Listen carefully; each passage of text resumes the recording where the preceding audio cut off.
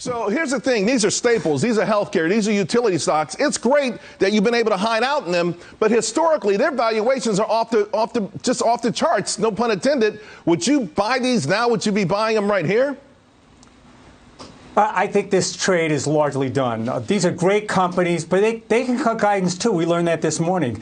Some of the same headwinds as technology industrials. You know, Charles, bear markets inflict a lot of pain, but it also offers opportunity. So you have to ask yourself, are you going to wait to buy some of these great companies 15% lower, or are you going to be forced back in 20% higher? That's the decision that has to be made right now. So we talk about earnings and the adjustments. Every company probably is going to have to adjust their numbers a little bit. Johnson & Johnson this morning, they beat top and bottom. They adjusted their numbers, the guidance to $10 from $10.15. So listen, that's not bad. But what's interesting, Kim, and I want to go back to you because you brought this up to a point. Earnings right now, this earnings season, when you beat, you're up pretty big. And when you miss, you're up pretty big. That's a pretty good environment to be in. But does that also speak perhaps to an oversold market? It really feels like it's been oversold, and I think people were looking for a much greater recession. And by that I mean, you know, that demand would dry up, that people would get laid off, and that typical recession that we had in the 70s, 80s, and the early part of the 90s. And while I don't think anybody could say GDP is growing right now, it doesn't feel like an old-fashioned recession. So maybe this stock shouldn't sell off like they do in old-fashioned recessions. So let me stick with you, Kim. The sectors, the areas, okay? If these defensive names are expensive here, we saw at the beginning of the year, late last year, where a whole lot of folks jumped into the value trade. They went value over growth.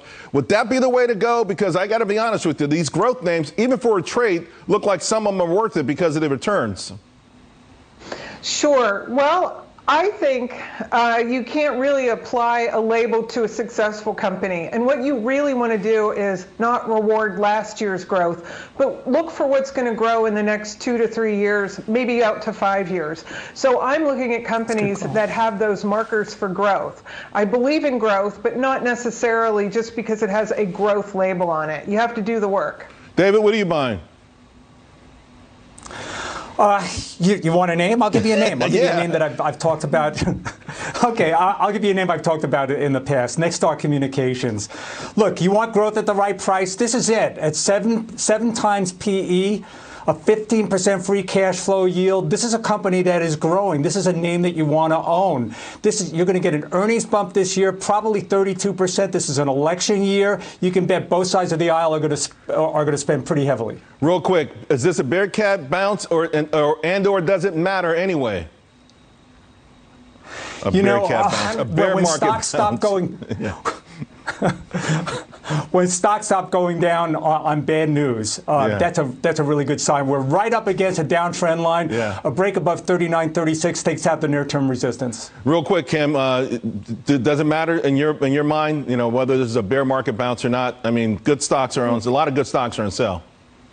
And I don't look at the market, I look at stocks. So there are stocks out there that are tremendous value if you look out 3 to 5 years, and I think that's what you always should be doing. All right, David just gave us a nice technical number. We're going to take you to Chart School next. David, Kim, thank you both very, very much.